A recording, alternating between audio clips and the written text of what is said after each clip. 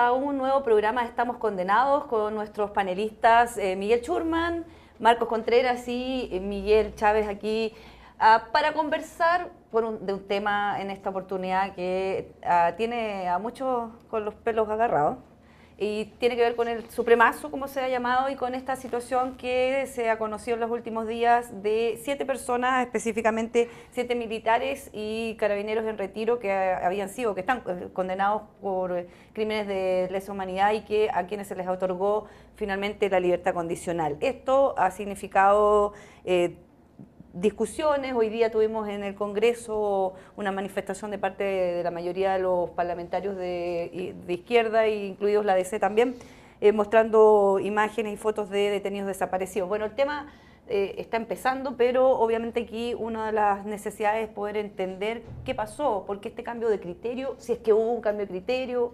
¿cómo se explica esto? Incluso hoy día el ministro Hernán Larraín salió a defender el criterio de la Corte, lo que llama la atención, porque parece que depende del caso, el gobierno defiende o no la posición y el criterio que aplican los tribunales. ¿Quién empieza? ¿Quién dispara? ¿Quién dispara? ¿Usted o yo? Visto lo visto. Bueno, el cambio de criterio evidentemente cambia con la conformación de la sala. Como decía un connotado profesor de Derecho en la Universidad de Chile, Derecho es lo que en sala de 5 deciden 3. La conformación de la sala cambia, las mayorías que existen dentro de ella y resuelven y pueden cambiar de criterio. Acá por supuesto que hay connotaciones que son, decisiones que son jurídicas, y todas las resoluciones judiciales pueden tener también un contenido que es político. Entonces, lo hemos hablado en otros programas, Marco destacaba esta idea de que el derecho no es la única mirada posible en una resolución, sino que hay una mirada que puede ser sociológica, política, etc. Entonces, esta es una resolución que evidentemente tiene un contenido que es político, y eso ha generado una serie de reacciones de mayor interés para la comunidad.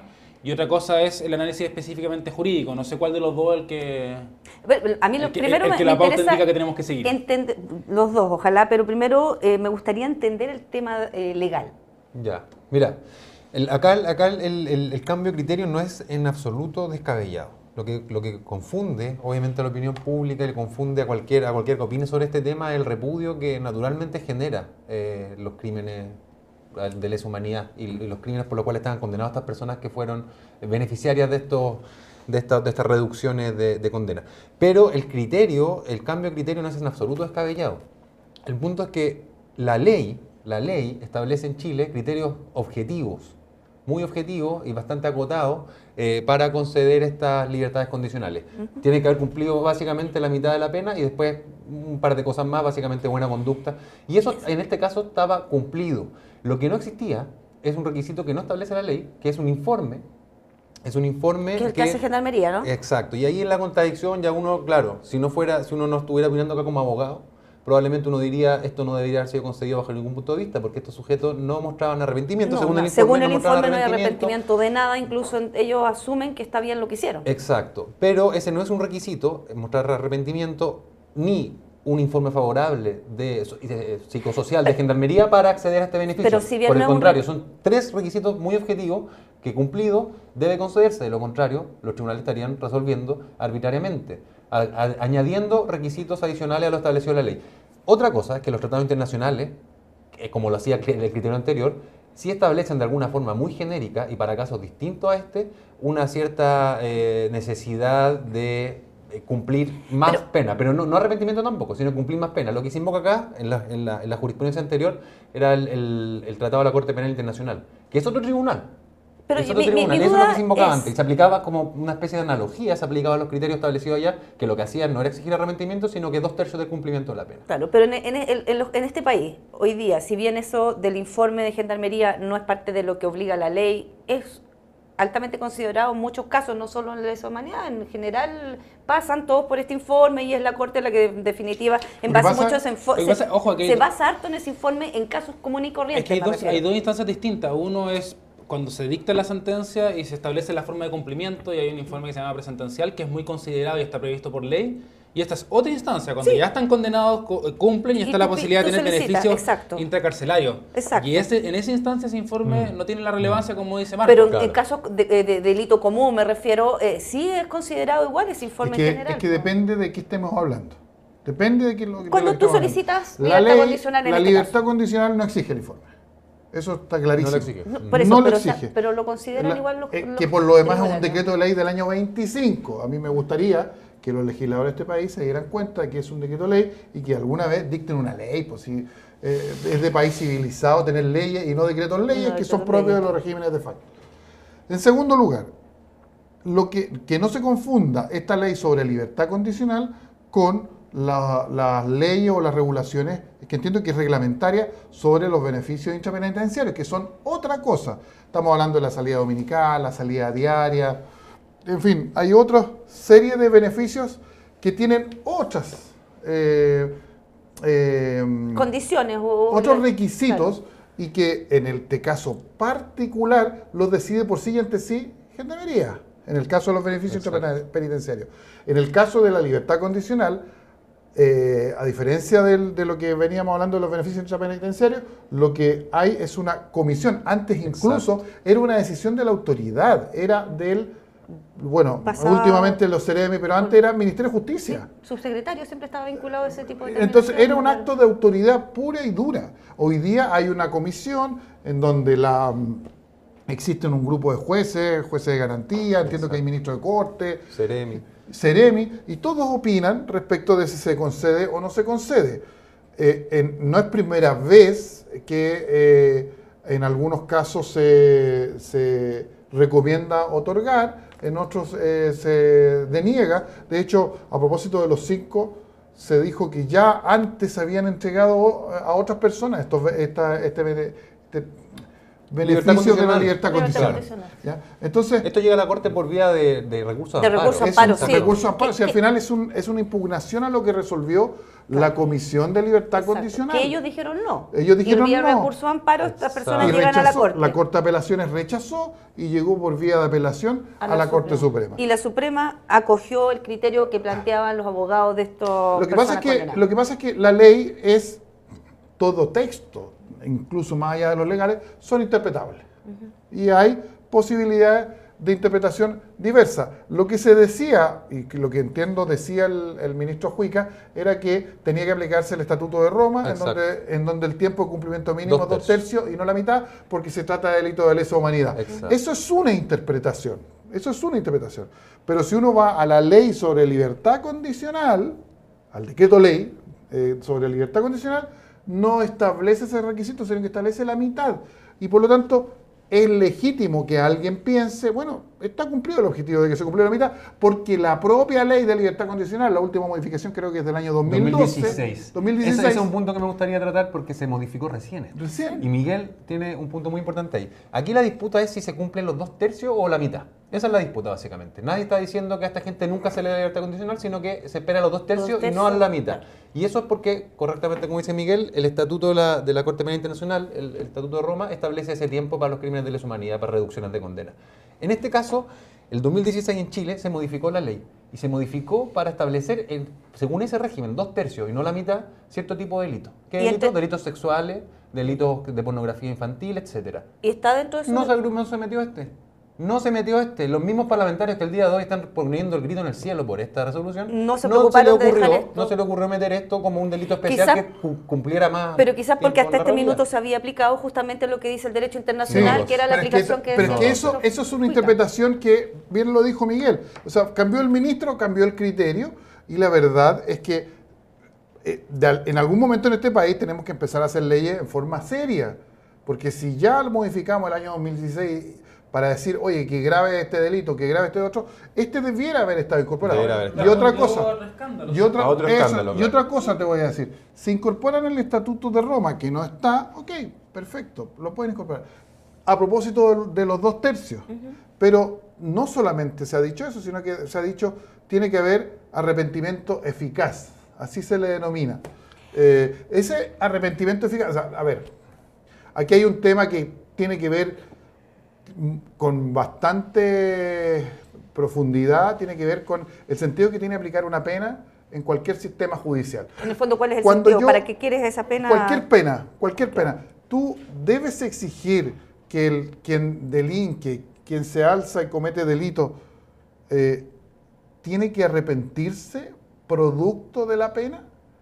Yo soy de la idea de que no es un requisito que pueda ser exigible. O sea, la democracia debe aceptar el disenso, y esto no solamente en este caso, eventualmente los asesinos de Jaime Guzmán sería el mismo caso, sería el mismo supuesto. Claro. Nadie debe, o sea, uno cree o uno debiese propender de que las personas se arrepientan y se reintegren a la sociedad. Ese es un fin de la pena, es un efecto razonable. Esperable. Esperable pero o de ahí razonable a que la se pena, cumpla. pero condicionar la libertad de un sujeto al arrepentimiento hace que la pena tenga una función que es completamente ¿Cómo vas a medir eso? Arrepentimiento eficaz. ¿Hay arrepentimetrómetros? ¿Cómo lo vas a medir? Eso es cinismo, ¿no? Eso es claro, eso es algo que es muy difícil de medir. Sobre todo en delitos como estos que finalmente van vinculados a un tema de convencimiento personal. Yo recordaría acá, para los que en la casa lo hayan visto, la naranja mecánica. En la naranja mecánica había justamente este proceso de arquitectura y de rediseño del alma del delincuente, de modo tal de que se asocie y se perfeccione y... Era un proyecto modernista que fracasó. Exactamente, era típico del año 70 en Estados Unidos. Y que desde el punto de vista de la dogmática se asemeja mucho a la resocialización o reeducación del delincuente. Y bueno, lo habíamos mencionado al principio de esta mesa de conversación, pero quisiera saber que un poquito ahondar quizás en el tema de la opinión del gobierno, que depende el tipo de delito, depende el tipo de condenado o acusado o imputado, dependiendo del tipo de causa también, tiene una posición distinta. Es decir, el ministro Hernán Larraín ahora apoya fehacientemente y con harto ánimo a la Corte Suprema, cuando hace una semana estábamos viendo cómo el ministro Chadwick, que es el ministro de Interior, le tiraba todo el barro posible a la misma Corte Suprema por otras causas. Impresentable. No, es lo que tengo que decir yo. Miguel, explicar. Es impresentable. No, tiene una cara, parece que el gobierno tuviese una cara amable, que Hernán Larraín, y una cara ogra, que sería Chadwick frente a la Corte Suprema. Pero también tenemos que recordar, este es un gobierno que lleva muy poco tiempo de instalación. Entonces, tenemos que, con muy poca memoria uno se da cuenta que Hernán Larraín hace, ¿qué? ¿Un mes y medio, 2 meses? Dijo que todos los jueces eran de izquierda. Sí. ¿Estos jueces son de derecha entonces? O sea, el proceso de neteo pasó internamente y sin nombrar nuevos se transformaron. Sí, claro. Yo pediría un poquito de seriedad al momento de hablar si vamos a respetar los fallos, respetemos todos. Todos los fallos. Si esa es la política de gobierno, respetemos también el de San Antonio y respetemos todos los casos. Habló específicamente Chadwick del juez de San Antonio. ¿Se acuerdan del caso de la semana anterior? Presentaron un recurso de queja por lo que resolvió, afortunadamente rechazado. Pero a mí me parece que si hay que rescatar en positivo lo que ha ocurrido, es que entonces el gobierno, como lo dijo Hernán Larraín, que hay que respetar a los jueces, bueno, que lo respeten. Si el Poder Judicial no es un subordinado del Poder Ejecutivo, el Poder Judicial tiene que resolver conflictos complejos, tiene que resolver conflictos dramáticos, y esa es una de las cosas que a mí también me llama la atención desde lo político. Esto ocurre porque nuestros políticos no han sido capaces de resolver en ese ámbito el drama político de este país ocurrido a partir del golpe y de la dictadura y de los crímenes de la dictadura. Entonces, claro, cuando le dejan a los tribunales la decisión o la resolución de un problema político, bueno, respeten. Si no han sido capaces ellos, bueno, que lo tenga que hacer como se está haciendo, pero te guste o no te guste, si esas son las reglas del juego. Porque si no, vamos a empezar a hacer una justicia de ¿qué? De montonera, de funa, de redes sociales, de Twitter. A mí me parece que este ministro de Justicia ha dicho algo que hay que rescatar. A partir de ahora, espero que este gobierno, que los ministros, respeten lo que deciden los tribunales. O sea, la consistencia es un valor súper importante en políticas públicas y uno esperaría consistencia de un gobierno, sea o no del color que uno profesa. Esa consistencia parece que... Ojo, y además te lo decimos desde una perspectiva que nosotros penalistas, nosotros a veces ganamos, a veces perdemos. ¿Ya? Y como decía un filósofo del derecho, bueno, los jueces a veces se equivocan, pero mandan. Y se pueden equivocar, sí, se pueden equivocar, pero sobre todo, viniendo de autoridades políticas, respeto. Otra cosa que ustedes señalaron y me quedó dando vuelta fue el tema de la composición de la sala. Sale un ministro que tenía que llevaba, en ese caso, parece como la orden, o que era la batuta. Claro. Hoy día, ¿qué pasa ahí? ¿Por qué? Se los pregunto, porque Hugo Dolmich, el ministro Dolmich, también de esta sala, y de la sala penal, me refiero. Parralino. Parralino, exacto, es de mi pueblo. Bueno, el tema es que él salió a decir que si bien esto, y lo tengo escrito aquí para no equivocarme, si bien no es una nueva doctrina la que se está aplicando, dice él, lo más probable es que desde ahora en adelante se aplique esta misma decisión en todos los casos. O sea, si eso no es una nueva doctrina, ¿qué es? Es bien llamativo la redefinición de la idea. Sí. Es como que... No es nuevo, pero desde ahora en adelante va a cambiar el criterio. La pregunta es, o sea, si uno considera que el derecho es racionalidad, uno dice, se ha descubierto una nueva verdad y esto es más racional que las decisiones anteriores.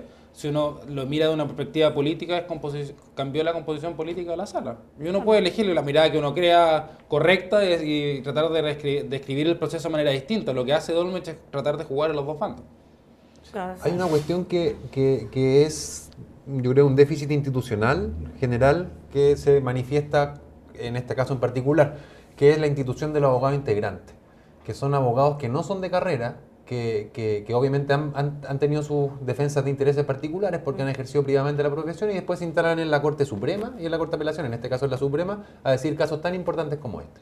No es que tenga nada en concreto con los particulares ministros en visita que estén, ministros integrantes que estén ahí, abogados integrantes, pero dota de una menor legitimidad la sentencia. Yo creo que en parte el reproche público, aparte por lo abominable de los crímenes de los que se trata, es porque está resolviendo gente que puede resultar asociada a intereses distintos al ejercicio de la justicia. No porque lo sean, sino que porque, como dice, la justicia no tiene que solo que serla, sino que además debe parecerla. Claro. Y esta institución de los abogados integrantes, para mí, debilita esta legitimidad a priori que debe tener la justicia. Dicho sea de paso, nos enfrenta un problema que también está hace siglos por resolver, hace siglos, o sea, cada cierto tiempo vuelve a las portadas y a los titulares. Bueno, ¿deben seguir existiendo o no deben seguir existiendo los abogados integrantes? Sí, es tan circunstancial como eso, a pesar de que entiendo que las resoluciones fueron unánimes. O sea, aunque los abogados integrantes hubiesen estado en contra, de todas maneras la resolución es la misma. Pero a propósito de los abogados integrantes, bueno, ¿por qué no debaten en serio y modifican y a lo mejor crean la figura de los ministros suplentes? En lugar del abogado integrante, que es tan circunstancial. Y la pregunta que ya lo tiene el Tribunal Ambiental, o sea, una figura, el Tribunal de Defensa Libre de Competencia también, o sea, ya está creado. ¿Y quién nombra a los abogados integrantes? El gobierno. Entonces el poder político, claro, la sospecha de que hay intervención política o injerencia política no se puede descartar, no se puede descartar teóricamente al menos. Bueno, como siempre, los temas que en esta mesa tocamos son no solo entretenidos, sino que nos permite informarnos, la idea es esa, y aquí estamos siempre con la idea de poder interpretar y entregar mayor información para el análisis que ustedes hagan en sus casas, con sus amigos o en sus trabajos, donde sea, porque este es un tema que va a dar que hablar. Se está hablando, incluso se está diciendo que vamos a tener una posible acusación constitucional. Claro, pero mira, hace mucho tiempo que se habla de la judicialización de la política. Y haciendo un juego de palabras en honor a un amigo que hoy día está afuera estudiando, bueno, cuando se judicializa la política, lo que ocurre es que se politiza la justicia. Entonces, un llamado a la seriedad a quienes tienen el poder y quienes nos están ejerciendo. Dicten leyes, fijen criterios más objetivos y además asuman que toda ley, por muy linda, bella, precisa que sea redactada, va a estar sujeta a interpretación. Así que, como ven, estamos condenados. Muchas gracias.